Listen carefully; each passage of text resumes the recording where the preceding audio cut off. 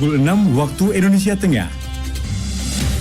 Inilah Radio Republik Indonesia Bau-Bau dengan Warta Cape Town, berita seputar Kepulauan Buton.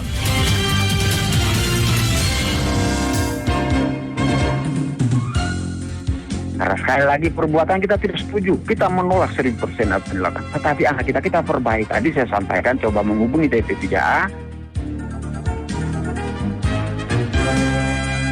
Bahwa pengelolaan dana desa kita ya tumbang satu. Alhamdulillah mudah ini kita bisa pertahankan.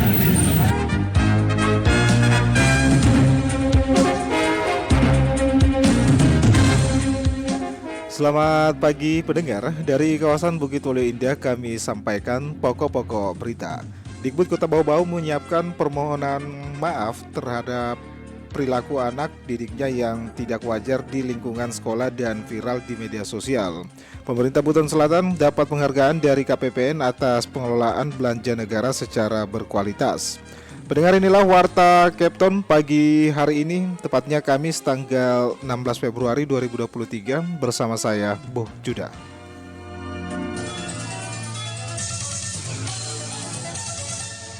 Awali penyampaian Cape Town pagi ini, Dikbud Kota Bau-Bau menyampaikan permohonan maaf terhadap perilaku anak didiknya yang tidak wajar di lingkungan sekolah dan viral di media sosial. Selengkapnya reporter RRI Bau-Bau Hairul Mulku melaporkan. Karena sekali lagi perbuatan kita tidak setuju. Kita menolak 1000% apa yang dilakukan. Tetapi anak kita perbaiki. Tadi saya sampaikan. Kepala Dinas Pendidikan dan Kebudayaan Kota Bau-Bau, Laude Aswad, mengaku prihatin terhadap perilaku tidak wajar berciuman di dalam kelas yang dilakukan oleh siswa-siswi di SMP Negeri 4 Bau-Bau yang terekam video dan viral di media sosial beberapa hari ini. Aswad juga menyampaikan permohonan maaf kepada masyarakat atas khilafan kedua anak remaja tersebut. Saat berbincang bersama RRI Bau-Bau dalam Lintas Cape Town pagi, Rabu 15 Februari, Aswad mengaku telah memanggil kepala sekolah dan bertemu orang tua pelaku untuk dilakukan upaya penyelesaian dan pembinaan. Karena berada di kelas 9 yang sebentar lagi mengikuti ujian nasional, anak-anak tersebut diizinkan kembali mengikuti proses belajar mengajar di sekolah, namun tidak lagi berada di satu ruang kelas yang sama. Anak-anak tersebut juga telah mengakui kesalahan dan telah membuat surat pernyataan untuk tidak mengulanginya kembali. Bagaimanapun ya anak-anak kita, generasi kita ke depan. Sehingga upaya perbaikan tetap kita lakukan. Satu sisi ini kita tidak setuju perbuatan, kita lakukan perbaikan. Tapi di sisi lain juga hak anak kita harus penuhi untuk mendapatkan pengajaran, mendapatkan pendidikan di negeri ini. Selain itu, pihak dinas meminta kepala sekolah untuk bekerja sama dengan Dinas Pemberdayaan Perempuan dan Perlindungan Anak DP3A Kota Bau-Bau melalui unit Puspaga untuk melakukan konseling kepada pelaku dengan harapan adanya perbaikan perilaku dari anak-anak tersebut. Karena sekali lagi perbuatan kita tidak setuju. Kita menolak 1000% apa yang dilakukan. Tetapi anak kita perbaiki. Tadi saya sampaikan coba menghubungi DP3A apabila ada kelainan, siapa tahu ada masalah, supaya kita konseling, kita perbaiki mentalnya. Tapi sekali lagi ya saya prihatin dan ini tanggung jawab bersama. Orang tua kami di lingkungan sekolah minimal selama jam pendidikan. Kita terus perbaiki semuanya. Sementara itu, konselor jiwa sekaligus penyuluh agama Islam Umi Ainun Zaujah menilai dalam masa pubertas perilaku anak remaja sangat rentan dengan hal-hal negatif, apalagi dibarengi dengan masifnya penggunaan gadget dan media sosial yang tidak bertanggung jawab. Ya, orang tua harus memberikan bimbingan dan arahan kepada anak-anaknya bagaimana sih mengelola perasaan cinta di dalam hati mereka, tetapi tidak kemudian melarang mereka untuk merasakan perasaan itu, karena cinta itu adalah fitrah dan dibolehkan di dalam agama kita. Jadi menurut saya perlu sekali ada ruang curhat di dalam sebuah keluarga, terutama orang tua, apakah ibu maupun ayah dengan anak-anaknya. Lanjut Umi Ainun, orang tua dapat dengan mudah mendeteksi perubahan perilaku pada anak, misalnya ketika anak sudah sering bercermin, mau terlihat cantik dan gagah, dan terus memperhatikan titik jerawat di wajahnya. Saat itu, orang tua harus memiliki waktu yang cukup untuk menjadi teman curhat bagi anak-anaknya. Reporter RRI Bau-Bau, Hairul Mulku, melaporkan. Pendengar, pemerintah Buton Selatan dapat penghargaan dari KPPN atas pengelolaan belanja negara secara berkualitas. Mengenai itu, Waude Nurliani melaporkan. Pemerintah Kabupaten Buton Selatan Busel meraih predikat terbaik pertama Treasury Award. PJ Bupati Buton Selatan Laude Budiman menerima secara simbolis piagam penghargaan terbaik pertama tersebut oleh Kepala KPPN Bau-Bau Haryanto dalam kegiatan FGD tentang progres fiskal APBN dan indikator pertumbuhan ekonomi regional di wilayah Kepulauan Buton di Kota Bau-Bau. Penghargaan ini merupakan ganjaran atas kinerja pengelolaan dana alokasi khusus atau DAK Fisik semester 2 tahun anggaran 2022 seprovinsi Sulawesi Tenggara. PJ Bupati Buton Selatan Laude Budiman sangat bersyukur atas capaian tersebut. Baginya prestasi itu merupakan hasil kerja keras semua pihak dengan terus membangun sinergitas, koordinasi dan manajemen yang baik serta bekerja sesuai dengan petunjuk teknis. Mungkin itu kriteria penilaian dari KPPN ya, bahwa pengelolaan dana desanya kita ya terbaik satu lah. Ya, alhamdulillah mudah-mudahan kita bisa pertahankan. Nah, tentu ini kan keberhasilan ini tidak saja terjadi begitu saja, tapi semua dukungan dari pemerintah daerah, pemerintah kecamatan dan pemerintah desa sendiri. Artinya membangun sinergi, koordinasi yang baik, kemudian mengikuti petunjuk teknis yang ada. Alhamdulillah, itu semua terwujud. Baru berdua kita masuk nominasi terbaik satu tentang pengelolaan dana desa kita. Budiman berharap dengan prestasi ini semakin meningkatkan kinerja seluruh OPD dalam mewujudkan Buton Selatan yang maju dan sejahtera. Diketahui Treasury Award merupakan bentuk penghargaan dan apresiasi Direktorat Jenderal Pemeliharaan atau DJPB Kementerian Keuangan RI kepada satuan kerja dan organisasi perangkat daerah yang telah melaksanakan pengelolaan belanja negara secara berkualitas sehingga dampaknya dapat dirasakan langsung oleh masyarakat. Selain Pemkab Busel, Lembaga Pemasyarakatan kelas 2 Bau-Bau juga menerima penghargaan serupa dan menempati urutan kedua. Wade Nurliani, reporteri Bau-Bau, melaporkan. Pendengar, Wali Kota Bau-Bau Laude Ahmad Monianse meminta kolektor PBB melaporkan ke dirinya jika ada ASN lingkup pemerintah Kota Bau-Bau yang enggan membayar pajak. Reporter RRI Bau-Bau Afriansa melaporkan. Bila ada PNS yang belum membayar PBB sebagai salah satu bagian dari pajak, maka segera dilaporkan. Kita akan berikan pembinaan, teguran. Wali Kota Bau-Bau Laude Ahmad Munianse meminta kolektor pajak bumi dan bangunan atau PBB melaporkan ke dirinya jika ada aparatur sipil negara ASN lingkup Pemkot Bau-Bau enggan membayar pajak. Wali Kota menegaskan akan memberi sanksi ASN penunggak pajak karena ASN digaji oleh negara dari pajak sehingga wajib membayar pajak dan harus menjadi contoh untuk masyarakat. Penegasan itu disampaikan Ahmad Munianse dalam sosialisasi pajak daerah dalam rangka penyerahan SPPT, PBB, Pedesaan dan Perkotaan untuk masa pajak tahun 2023 bertempat di Aula Kantor Kecamatan Wolio. Ya, kita sebagai ASN yang digaji oleh negara, maka kita juga harus menunaikan kewajiban kita kepada negara. Pajak adalah kewajiban kita, dan apabila ada PNS yang belum membayar PBB sebagai salah satu bagian dari pajak, maka segera dilaporkan. Kita akan berikan pembinaan, teguran, dan secara bertingkat itu menjadi bagian dari kedisiplinan. Karena itu kewajiban para negara. Dalam sumpah PNS itu jelas bahwa kepentingan negara itu di atas segalanya. Pada 2023 ini, Wali Kota mengatakan pihaknya menargetkan pendapatan asli daerah PAD dari sektor PBB sebesar 10 miliar rupiah. Di samping itu terdapat tunggakan PBB yang mesti ditagih sebesar 17 miliar rupiah. Dikatakannya untuk di Kecamatan Wolio target PBB sebesar 2,6 miliar rupiah dan tunggakan sebesar 6 miliar rupiah. Jadi kita secara target tahun ini 10 miliar, tunggakan ada kurang lebih 17 miliar. Hari ini di Wolio target 2,6 miliar, tunggakan 6 miliar. Nah, inilah yang kita maksimalkan, kita perlu sosialisasi, kemudian kita perkuat kesadaran masyarakatnya bahwa pajak itu wajib, dan ini semua menjadi salah satu dari upaya kita untuk mengumpulkan dana pembangunan. Karena dikatakan Wali Kota, pendapatan daerah bukan saja berasal dari dana alokasi umum dan dana alokasi khusus, tetapi juga termasuk PAD.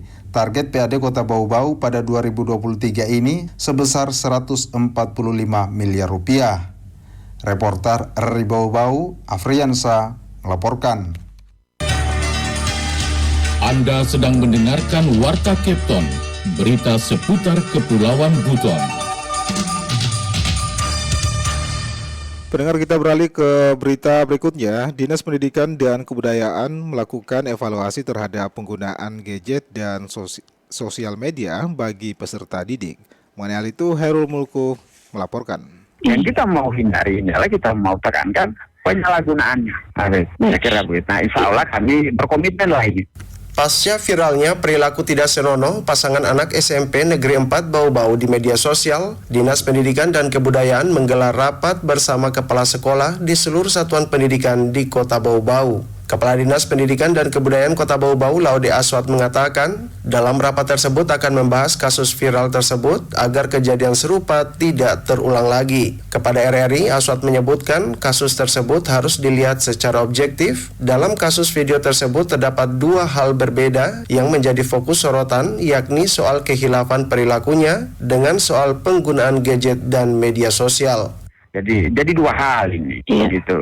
Sehingga hari ini kita akan membangun komitmen ulang lagi karena penggunaan media sosial ini tidak bisa dihindari. Tapi kita berharap penggunaan media sosial tidak bisa digunakan, begitu. Karena memang banyak manfaatnya. Yang kita mau hindari adalah kita mau tekankan penyalahgunaannya. Saya kira begitu. Nah, insya Allah kami berkomitmen lah ini.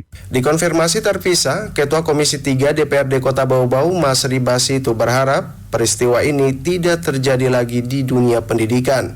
Mantan Kadis Pendidikan dan Kebudayaan Kota Bau-Bau ini memandang sekolah perlu lebih menanamkan kedisiplinan dan tata tertib kepada setiap siswa saat berada di dalam lingkungan sekolah. Jadi guru bimbingan dan konseling itu bukan hanya mereka misalnya menangani kasus-kasus yang dilakukan oleh siswa, tapi juga harus mencegah perbuatan-perbuatan yang tidak senonoh dengan konseling itu. Mereka melaksanakan, utamanya menyampaikan tata tertib kepada siswa supaya jangan dia langgar, kemudian diberi jalan keluar kalau ada permasalahan siswa, diberi petunjuk kepada siswa supaya berperilaku baik di sekolah. Itu tugas bimbingan dan konseling memang di sekolah itu. Dengan peristiwa ini, Kadisdikbud Laude Aswat meminta para guru dan tenaga kependidikan tetap semangat dalam menghadapi dunia pendidikan saat ini yang penuh dengan tantangan.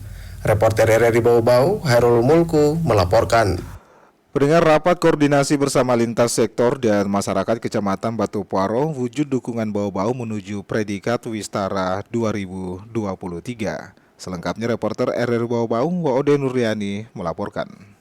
Pemerintah Kota Bau-Bau gelar rapat koordinasi bersama lintas sektor dan masyarakat Kecamatan Batu Puaro. Agenda rapat tersebut merupakan inisiasi pemerintah kecamatan dan Forum Kecamatan Sehat Batu Puaro dalam menyatukan pemahaman tentang kegiatan Kota Sehat guna terwujudnya Wistara 2 tahun 2023. Ketua Forum Bau-Bau Sehat Masri menyebutkan, melalui rapat tersebut, seluruh elemen akan menyatukan persepsi dan mencari solusi terbaik untuk Kota Bau-Bau ke depan, utamanya dalam menghadapi penilaian Swastisa Bawistara. Setelah rapat tingkat kota, lanjut anggota DPRD Komisi 3 itu akan dilanjutkan dengan rapat persiapan penilaian Kota Sehat klasifikasi Wistara di tiap-tiap kecamatan dan terakhir rapat bersama sejumlah organisasi perangkat daerah untuk menentukan arah dan kebijakan inovasi tiap kelurahan. Itu langkah yang baik sekali bagi Batu Puaro karena mereka memang sudah lebih dulu ini merespon keinginan kita untuk kita mempertahankan Wistara ini di Kota Bau-Bau. Sementara rapat berlangsung, Ketua TPPKK Bau-Bau Wade Nur Santi meminta perhatian lurah agar menjaga eksistensi dan kebersihan lingkungan masing-masing dengan merangkul warga agar mau melakukan pemilahan sampah dari rumah serta menaati jam pembuangan sampah sehingga tidak terjadi penumpukan di tempat pembuangan.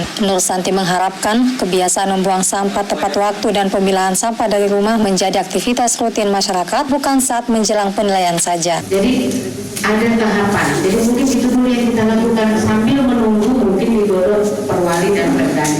Turut hadir dalam kegiatan tersebut PLT Bapeda Bau-Bau Darul Dahlan, Kabid Kesehatan Masyarakat, Camat Batu Puaro, Kapolsek Wolio, Kepala Puskesmas Meo-Meo dan Bone-Bone, serta sejumlah lurah, forum kecamatan, Pokja Kelurahan Sehat, tokoh masyarakat, hingga RT di Kecamatan Batu Puaro.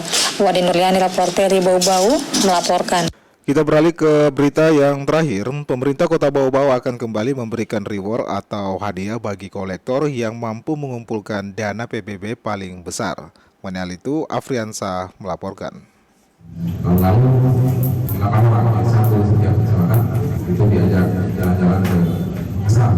Pemerintah Kota Bau-Bau akan kembali memberikan reward atau hadiah bagi kolektor yang mampu mengumpulkan dana pajak bumi dan bangunan atau PBB paling besar. Wali Kota Bau-Bau, Laude Ahmad Munianse, mengatakan pada tahun 2022 lalu reward diberikan kepada 8 orang kolektor, masing-masing 1 orang tiap kecamatan.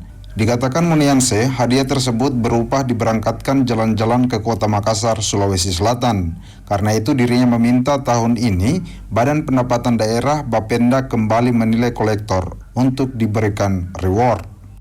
Kemudian saya juga perlu menegaskan kembali, saya menekankan kepada pendapatan daerah sebagai tahun lalu kita akan penilaian terhadap kolektor yang dapat mengusung lebih baik dari jumlah itu akan dinilai oleh Badan Pendapatan, dan tahun lalu 8 orang yang satu setiap kecamatan itu diajak jalan-jalan ke Makassar.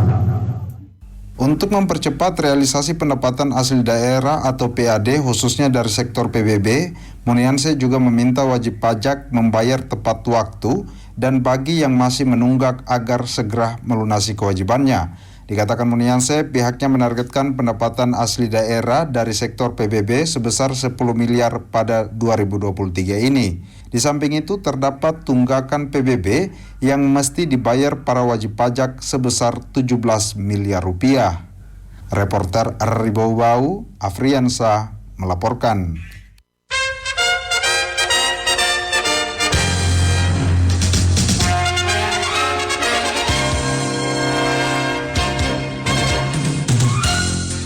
Pendengar, sebelum kami akhiri, kembali kami sampaikan pokok-pokok berita. Dikbud Kota Bau-Bau menyampaikan permohonan maaf terhadap perilaku anak didiknya yang tidak wajar di lingkungan sekolah dan viral di media sosial.